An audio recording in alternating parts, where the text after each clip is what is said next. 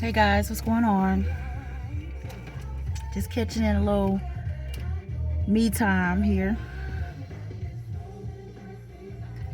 It's another Sunday, another hard Sunday, rainy Sunday.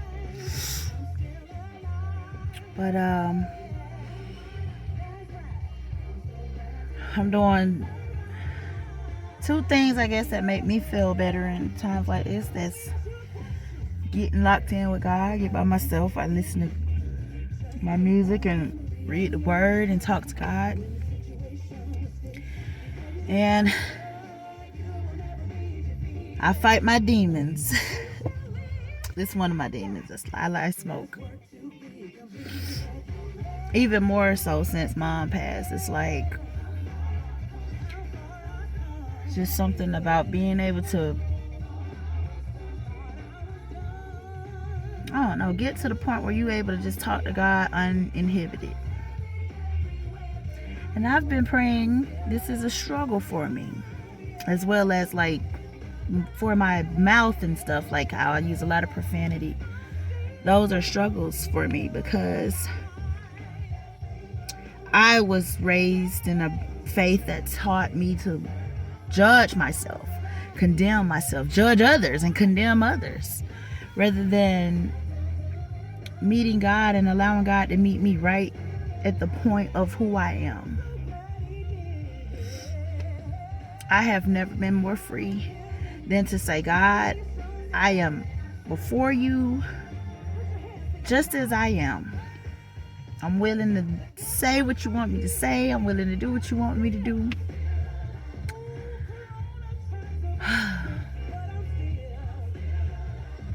I tell you what, it is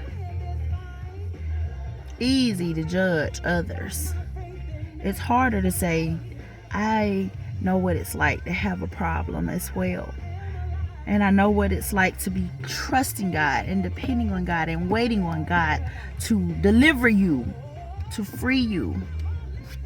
Man, I could go on and on about how people have poisoned my mind over the years, where it just took me to really start digging into the word and getting into God for myself, to realize that unconditional love that God wanted us to know, man, it comes only when you're able to accept your flaws, accept and admit that you are not perfect. And you got a lot of people who will admit that they're not perfect, but they also want everybody to treat them as if they are the holiest that it's gonna get. And it's so funny because they will gainsay this video. They're gonna naysay this video. They're gonna be like, all that blessings and cursings coming out of the same mouth, foolishness, and they're gonna convince a lot of people that to be real and open and honest about who you are and where you are in this real fight of life, that takes the utmost grace of God. That's all God requires of us, is to be able to say, God, it's me. I'm a sinner. I'm not good enough. I'm not perfect. I'm not righteous and just wonderfully holy. No one is. But when I look at the grace that God gives me on a day-to-day basis not to be who I used to be, when I look at the journey that I've already taken and the obstacles that I've already overcome and the trials and the tribulations that God has already brought me through, I can't help but smile and continue to stand firm in the faith that I belong to God, even with the struggles that I have.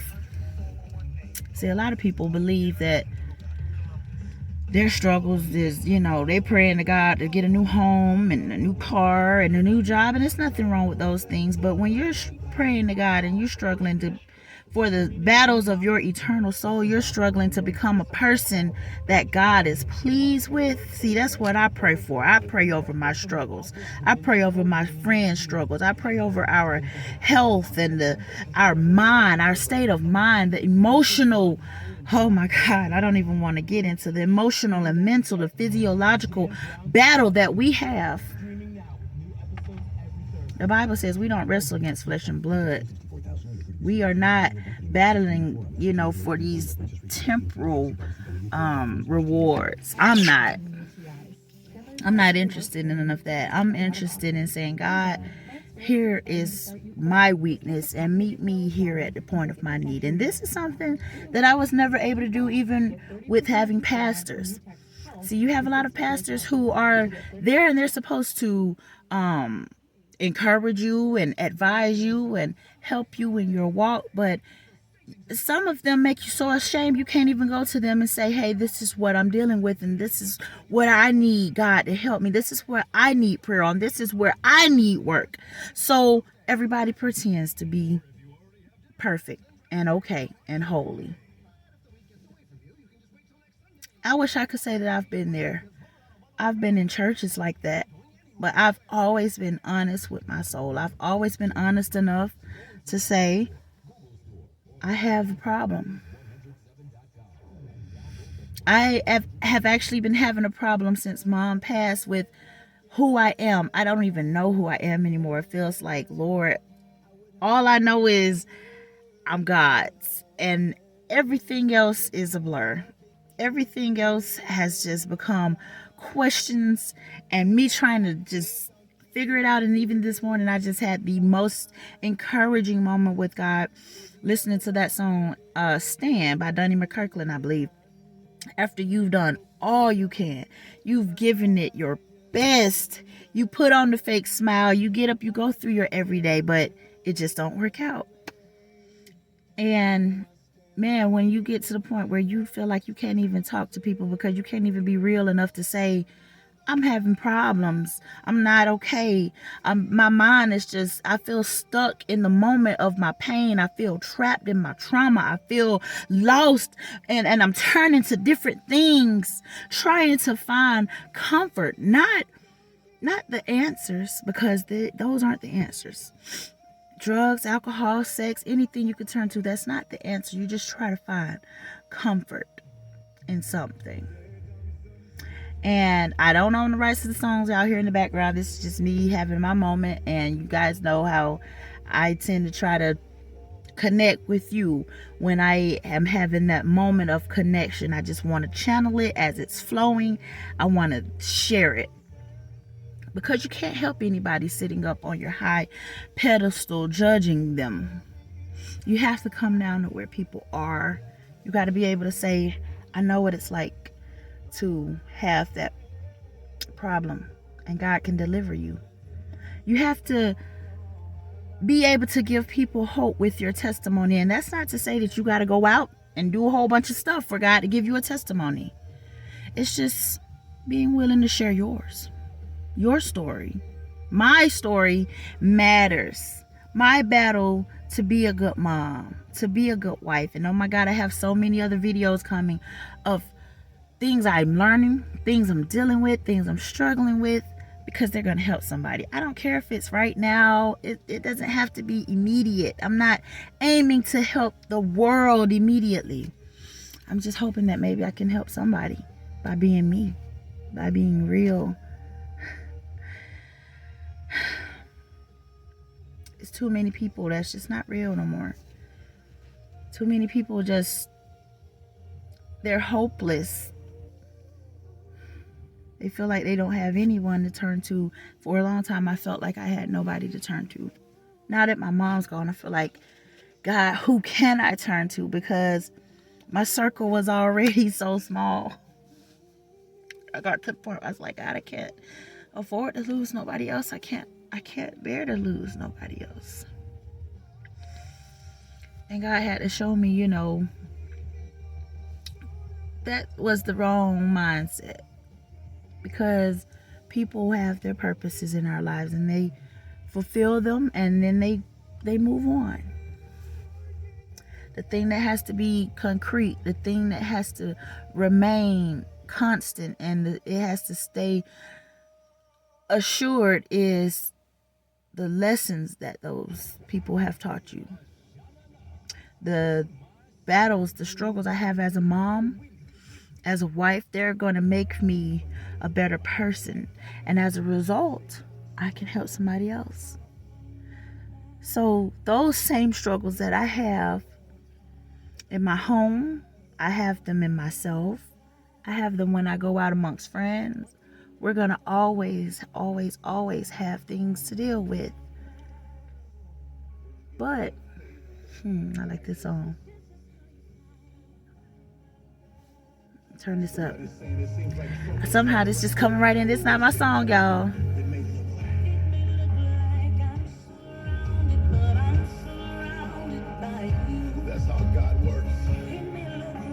I don't know if y'all can hear this. It looked like I'm surrounded, but I'm surrounded by God. Sometimes I feel trapped. Sometimes I feel bound, but look how even as I started to share, I couldn't even finish smoking. It's just something about it.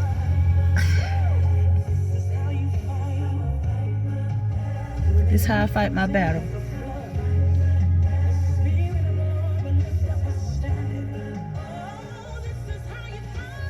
This is how you fight. You tell the devil, this is who I am, this is where I am, and I'm not budging from this moment. I'm not budging from this stand because I'm waiting on God to deliver me. This is how I fight. I was telling the girls all kind of stories. I used to fight with bees all the time. I used to fight with bees till I learned how to fight by not fighting. Don't fight it. Trust the process. Trust God. Trust His plan. Obey Him. Stay positive.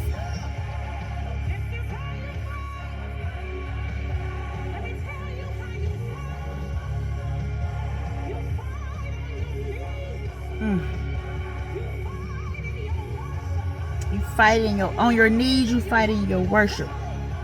You fight in the valley.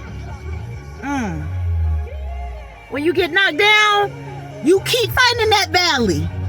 It's not about just being up on the mountain and living perfect. The Song Poet wrote, life is easy when you up on the mountain.